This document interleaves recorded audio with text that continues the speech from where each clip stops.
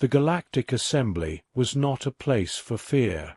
It was a place of logic, power, and absolute certainty. Every species seated within its vast, radiant chamber had earned its place through conquest, intellect, or survival against impossible odds. Humanity, by comparison, was new, barely a footnote in galactic history. And yet, today, a human stood at the center. Ambassador Elias Vaughn adjusted his posture as towering alien forms loomed around him.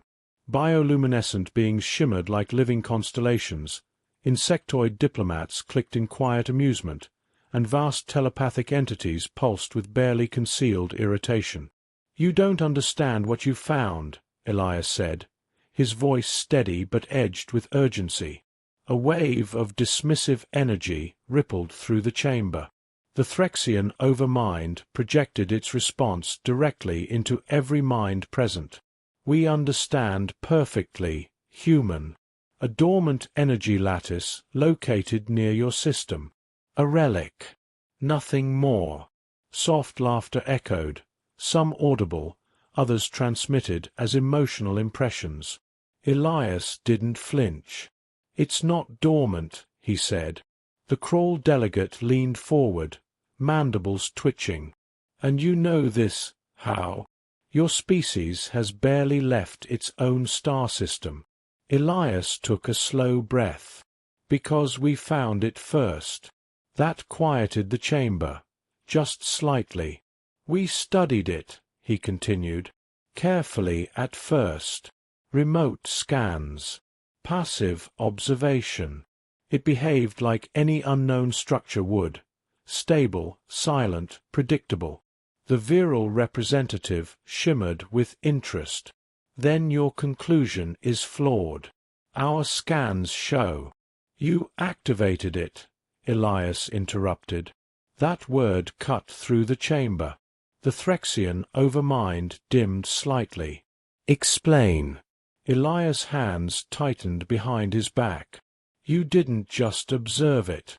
You interacted with it. High-energy probes. Quantum entanglement tests. You forced a response. A pause. And—" the Kroll hissed. Elias met its gaze. "And it noticed you." Silence followed. Not disbelief this time, uncertainty. The Cellari delegate shifted within its aquatic sphere. "What does that mean?" Elias hesitated, then spoke carefully. "It doesn't just respond. It adapts. The more advanced the observer, the faster it changes. It learns from the act of being observed." A few delegates exchanged uneasy signals. The Threxian overmind pulsed sharply. "Speculation."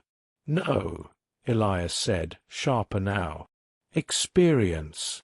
The chamber dimmed as attention focused. "We lost a colony," he said quietly. 30,000 people. No explosion. No distress signal. Just gone. A ripple of discomfort spread. The virile tilted forward. "And yet your species remains." "Because we stopped," Elias replied. That answer landed heavily. "We cut all interaction," he continued. "No scans. No probes. No observation.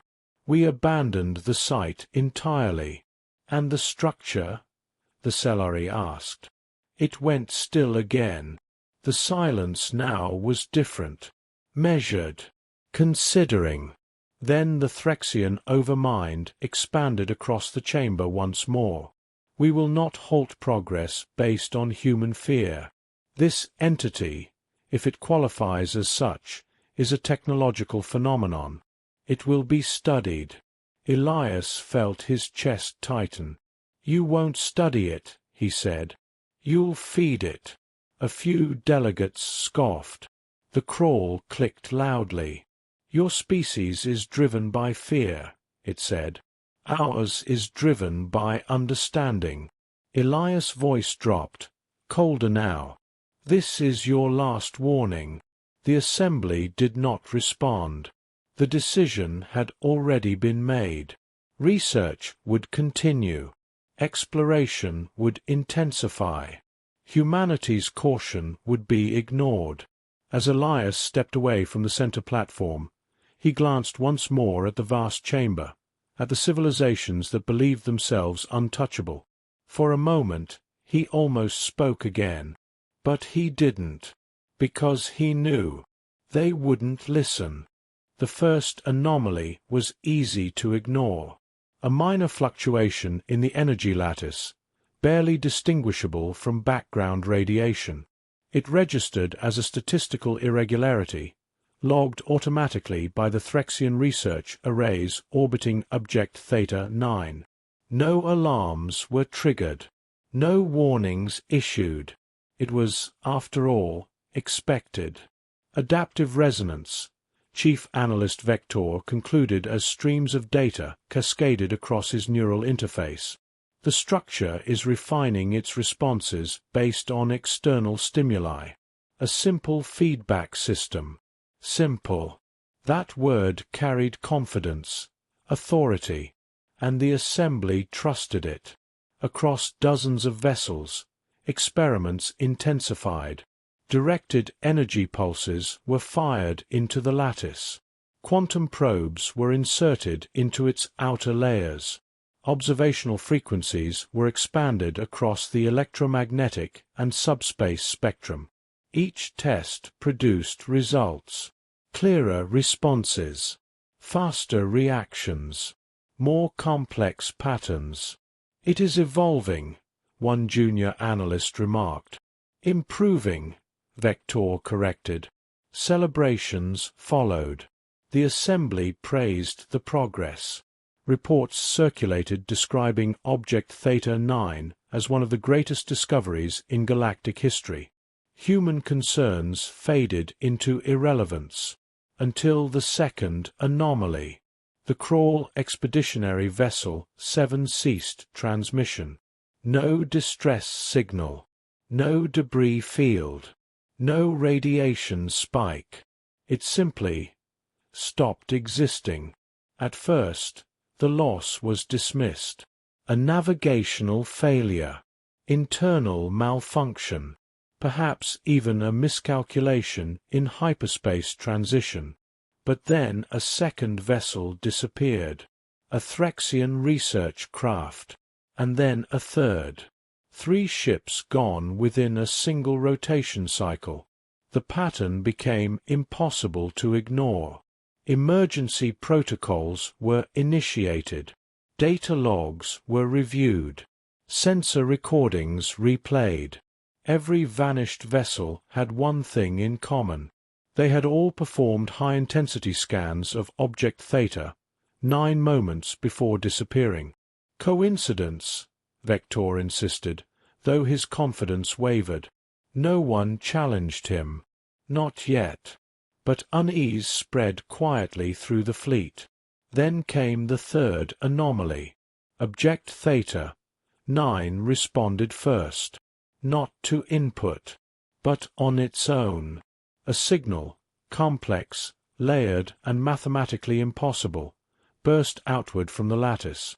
It carried sequences no known system could fully interpret, equations that seemed to rewrite themselves mid-calculation. "It's initiating contact," a technician whispered. "No," Vector said sharply. "It is reacting to cumulative stimuli." But even he didn't believe it anymore.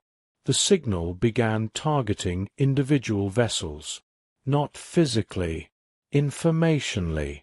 Navigation systems recalibrated without command. Star maps shifted subtly.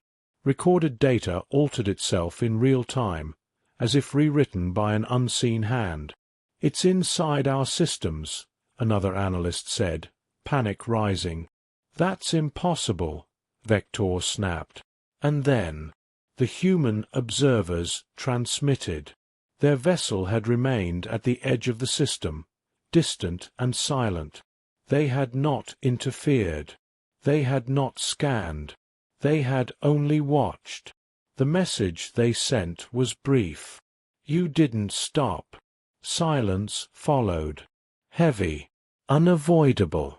Then object theta 9 changed. Not in shape. Not in size. But in definition. Sensors struggled to locate it. Coordinates drifted. Distance measurements became inconsistent. It was no longer fixed within space. It bent the concept of position itself. It's not there, one pilot said. But we can still see it, another replied. The contradiction hung in the air. A containment fleet was dispatched immediately. Warships, heavily shielded, equipped with the most advanced systems in the galaxy. They entered the system in formation. They approached object theta 9. And then, they never arrived. No destruction. No signal. No trace. Records showed their departure, but no evidence of their existence beyond that point remained, as if they had never been deployed at all. That was the moment certainty died, and fear, true fear, took its place. Panic does not need to travel at the speed of light. It spreads faster, through thought, through fear, through the sudden collapse of certainty. Within hours of the fleet's disappearance, the galactic assembly dissolved into chaos. Emergency summons echoed across every connected system. Delegates who once spoke with absolute authority now interrupted one another, voices layered with urgency and disbelief. "This is a containment failure," one shouted. "Deploy additional fleets." "Deploy them where?" Another snapped. "We don't even know where it is anymore." At the center of it all, the Threxian overmind struggled to maintain control. Its once steady psychic presence flickered erratically across the chamber. "We will stabilize this situation," it projected. But the confidence was gone. Across the galaxy, systems began to fail. Not violently. Not visibly. Precisely. Star maps updated without command, removing entire regions of space. Trade routes recalculated themselves, leading to destinations that no longer existed. Colonies vanished from shared databases, not marked as destroyed, but erased entirely. "It's rewriting records," the Cellari delegate said, its voice trembling within its liquid sphere. "No," Elias Vaughn replied from the edge of the chamber. "It's rewriting reality." All eyes turned to him. For the first time, no one dismissed the human. "The more you observed it," Elias continued, stepping forward slowly, "the more defined it became. And now, it's defining you." A cold silence followed. "What does that mean?" the virile representative asked, its crystalline form dimmer than before. "It means you gave it enough information to understand you," Elias said. "Your systems, your structures, your existence. And now?" the Cellari asked. Elias' voice lowered. "Now it's deciding what to keep." A wave of unease rippled through the chamber. Emergency protocols activated across the assembly. Entire archives were purged. Data networks severed. Observational logs deleted in massive cascades of information loss. "Erase everything related to Theta 9, a command echoed. But the damage had already been done. "You cannot unknow something," Elias said quietly. No one argued. Reports flooded in, fragmented, inconsistent, terrifying. A mining colony vanished mid-transmission. One moment it was reporting routine operations, the next, silence. No debris. No distress call. A star system disappeared from navigational charts, replaced by empty coordinates. Ships attempting to reach it found nothing. No star, no planets, no trace it had ever existed. "It's spreading," someone whispered. "Not physically." Conceptually, the knowledge of object theta 9 acted like a beacon, and the more a system knew, the more vulnerable it became. Then came the most disturbing realization. It's not just reacting anymore, the Cellari said. It's searching. Signals began appearing in regions that had never encountered theta 9. Patterns embedded in background radiation. Mathematical sequences echoing across deep space transmissions. It's expanding through awareness, Elias confirmed. The galaxy itself had become its field of study. And we are the data, the Virile added weakly. Silence. Crushing. The Threxian overmind dimmed further, its presence shrinking. What do we do? It asked. The question hung heavy in the chamber.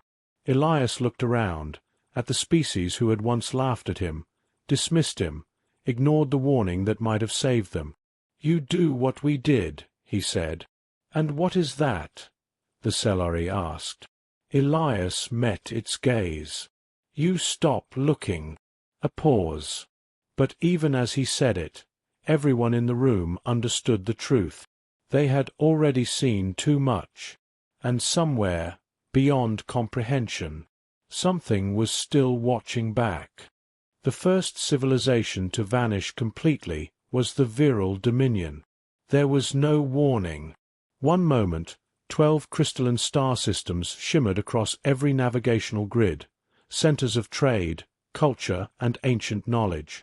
The next, they were gone, not destroyed, not reduced to debris or radiation, gone in a way that defied even the concept of loss, because loss implies something was once there. Now, there was nothing to indicate the Virile had ever existed at all. Trade records rewrote themselves. Diplomatic agreements dissolved into irrelevance. Historical archives adjusted seamlessly, as though the Virile had never participated in galactic affairs, except for one place. Human memory. They're missing, a Threxian delegate said, its voice unsteady. Missing, another replied. They were never. They were, Elias Vaughn interrupted. Every remaining delegate turned toward him. Elias stood still, his expression grim. They existed, he said. You just can't remember them anymore. A heavy silence settled. The Cellari shifted uneasily within its containment sphere. Why can you? Elias hesitated before answering. Because we stopped early, he said. We limited our exposure. We erased most of what we learned before it could fully define us. And that protects you? The Threxian asked. Not completely, Elias admitted. But enough. Enough. The word offered no comfort. Across the galaxy, desperation took hold. Entire civilizations began dismantling their own advancements. Data cores were purged. Research networks collapsed. Long-standing archives, some older than entire species, were deleted in moments. Knowledge itself had become a liability. We must reduce complexity, one delegate urged. Limit system interactions. Minimize observation. And become what? Another snapped. Primitive. If that's what survival requires, yes. But even as they argued, more reports came in. A border system vanished from existence, along with every record of its colonization. A fleet sent to investigate a missing relay station was erased before it could transmit a single update. The pattern was undeniable. The more a civilization understood, the faster it disappeared. It's prioritizing us, the Cellari said quietly. Of course it is, Elias replied. You made yourselves the most interesting variables in the system. The chamber, once filled with thousands of representatives, now felt vast and empty. Seats stood abandoned. Voices had gone silent. Entire species had simply ceased. The Threxian overmind flickered weakly. Its once dominant psychic presence now barely reached across the room. We were wrong, it admitted. No one responded. There was nothing left to argue. "Why did you warn us?" the celery asked suddenly, turning to Elias. "You must have known we wouldn't listen." Elias looked at the remaining delegates, his expression distant. "Because someone warned us," he said. A pause followed. "Who?" the Threxian asked. Elias didn't answer, because at that moment the chamber shifted, not visually, not physically, existentially. One of the remaining delegates, present only seconds before, was simply no longer there. No flash, no sound, no trace. Worse, no one else remembered them, except Elias. He closed his eyes briefly, steadying himself. "It's accelerating," he whispered. The celery trembled. "How many are left?" Elias opened his eyes and looked around the vast, nearly empty hall. "Not many," he said. A long silence followed. Then, softly, "Will it stop?" Elias didn't hesitate. No, because Object Theta 9 was no longer reacting. It was refining, and the galaxy was almost finished being rewritten. In the end, there was only one. Ambassador Elias Vaughn stood alone in the vast chamber of the Galactic Assembly. The towering seats that once held the greatest minds of 1,000 civilizations now sat empty, silent, untouched, as if they had never been occupied at all. No voices echoed. No signals pulsed. No presence remained. Only him. Beyond the chamber's transparent dome, the galaxy still turned. Stars burned in distant silence. Nebulae drifted like ghosts of something that might have once mattered. But the civilizations that had filled that darkness with meaning were gone, not destroyed, not conquered, unmade. Their histories erased, their achievements undone, their very existence rewritten into nothing. Elias walked slowly toward the center platform, each step echoing softly in the emptiness. This was where he had stood before, where he had delivered the warning no one chose to hear. He looked around once more. "It's done, isn't it?" he said quietly. There was no voice in reply. But there was something else. A presence, not physical, not visible, not even fully real. It existed at the edge of thought, brushing against awareness like a shadow that didn't belong to light. It was still there, watching. Elias let out a slow breath. "You missed one," he said. For a moment, nothing changed. Then, something shifted. Not in the room. In him. He felt it. Not as pain. Not as fear. But as attention. Something vast reached inward, not to his body, but to his mind. It moved through his thoughts with impossible precision, searching, measuring, attempting to understand. Elias didn't resist. He couldn't. And yet, there was little to find. Fragments. Broken pieces of knowledge. Gaps where information should have been. Humanity had learned long ago what survival required. They had erased their own understanding. Destroyed records, fragmented data, limited themselves deliberately. They had made themselves incomplete, uninteresting. The presence lingered, searching deeper, but there was nothing solid to grasp. No complete picture, no structure to define. Elias smiled faintly. "You can't map what isn't fully there," he whispered. A long pause followed. Then, Withdrawal. The presence receded, not gone, but no longer focused, like a mind losing interest in a problem it couldn't solve. Elias exhaled slowly. He was still standing, still breathing, still real. For now. He stepped toward the dome and looked out at the stars. A galaxy emptied of voices. A silence deeper than space itself. "We tried," he murmured. "There would be no rebuilding, no recovery, because there was nothing left to remember what had been lost, except him, the last witness to a civilization of civilizations. And even he knew it wouldn't last, because somewhere, beyond perception, beyond definition, Object Theta 9 still existed, still evolving, still waiting, not for power, not for conquest, but for something far simpler. The next observer. Elias closed his eyes, and for the first time since it began, he chose not to look.